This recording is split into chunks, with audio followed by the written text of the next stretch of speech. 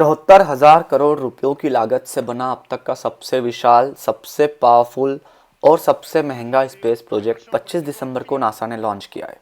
James Webb space telescope निकल पड़ा है एक बहुत ही महत्वाकांक्षी मिशन पर, जिसका ड्रीम एस्ट्रोनॉमर्स और साइंटिस्ट्स एक लंबे अरसे से देख रहे थे।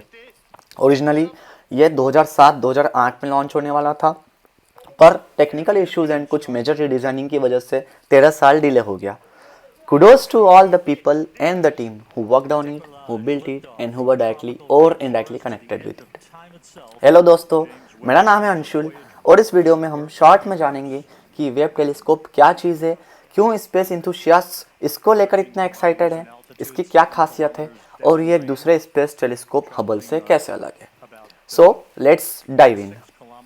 James Webb space telescope JWST क्या है? ये एक इंफ्रारेड स्पेस टेलीस्कोप है जिसका मेन पर्पस होगा हमारे ब्रह्मांड, हमारे यूनिवर्स के बारे में पता लगाना। ये पता करना कि यूनिवर्स की फर्स्ट लाइट कहाँ से आती है, कैसे प्लैनेट्स, स्टार्स, गैलेक्सी यानी कि आकाशगंगा का जन्म हुआ होगा। यहाँ तक कहा जा रहा है कि शायद ये दूसरे प्लैनेट्स पर पानी और जीवन का भी पता लगा लेगा। कुछ लोग तो ये तक दावा कर रहे हैं कि ये बिग बैंग की झलक दे सकता है। बिग बैंग के बारे में हम थोड़ा और विस्तार में हमारे नेक्स्ट सेगमेंट में देखेंगे। वेब टेलीस्कोप अर्थ से 15 लाख किलोमीटर दूर एक L2 पॉइंट होता है, जैसा कि आप इस एनिमेटेड इमेज में देख सकते हैं। उस L2 पॉइंट तक ट्रेवल करेगा और फिर वहाँ से एक हॉलो ऑर्बिट में सन की परिक्रमा शुरू करेगा, जिस तरह से अर्थ करता है। उस L2 पॉइंट तक ट्रेवल करने में से 29 डेज लगेंगे। JWST से क्या उम्मीदें हैं, इसके लिए पहले बिग बैंग क्या है वो समझते हैं। बिग बैंग थ्योरी के हिसाब से ब्रह्मांड कभी सिकुड़ा हुआ या श्रिंक रहा होगा और फिर एक महाविस्फोट हुआ जिससे यूनिवर्स का विस्तार होना शुरू हुआ, और वो धमाका इतना खतरनाक, इतना तेज था कि यूनिवर्स आज तक एक्सपांड हो रहा है। यह टेलीस्कोप अरबों सालों पहले जब ये विस्फोट हुआ होगा उस समय ब्रह्मांड कैसा था उसकी पिक्चर्स क्लिक करेगा, मतलब कि टाइम ट्रेवल करेगा। इस टाइम ट्रेवल को समझने के लिए यूनिवर्स का एक्सपांशन समझते हैं। एक एग्जाम्पल लेते हैं।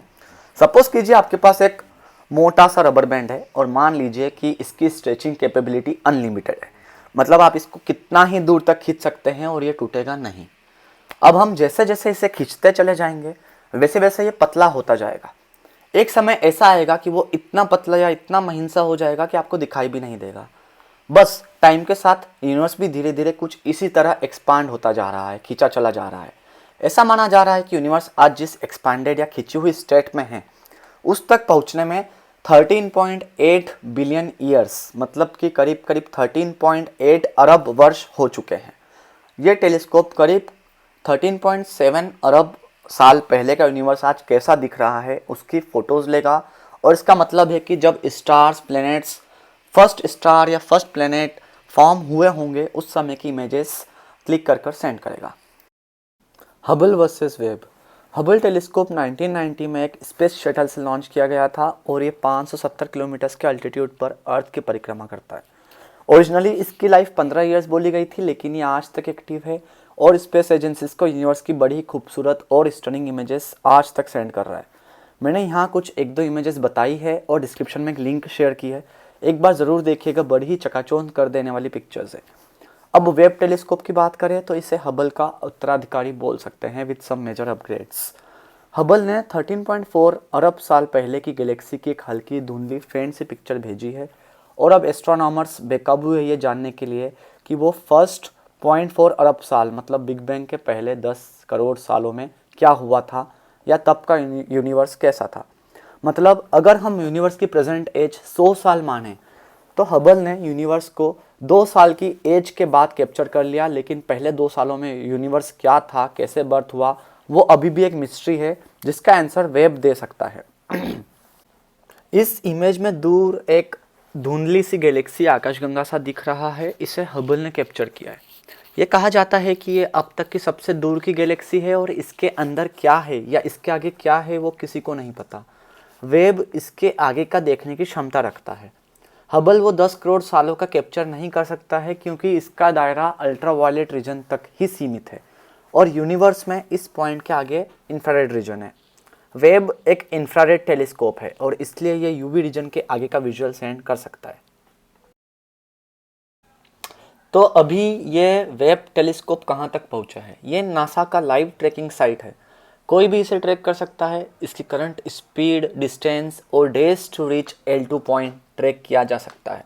मैंने डिस्क्रिप्शन में इसकी भी लिंक दी है। हमें इसके द्वारा क्लिक की गई फर्स्ट इमेज कब तक देखने को मिल सकती है? इसे 5 से 6 महीने लगेंगे अपने मिरर्स को अलाइन करने में, पोजीशन सेट करने में। तो हम 2022 के समर सीजन तक उम्मीद कर सकते हैं कि ये पूरी तरह से रेडी होगा उस चीज़ को कैप्चर करने के लिए जो अभी तक एक मिस्ट्री है। उम्मीद करता हूँ आपको ये वीडियो अच्छा लगा होगा, और अगर हाँ तो please like, share and subscribe to the channel and hit the bell icon.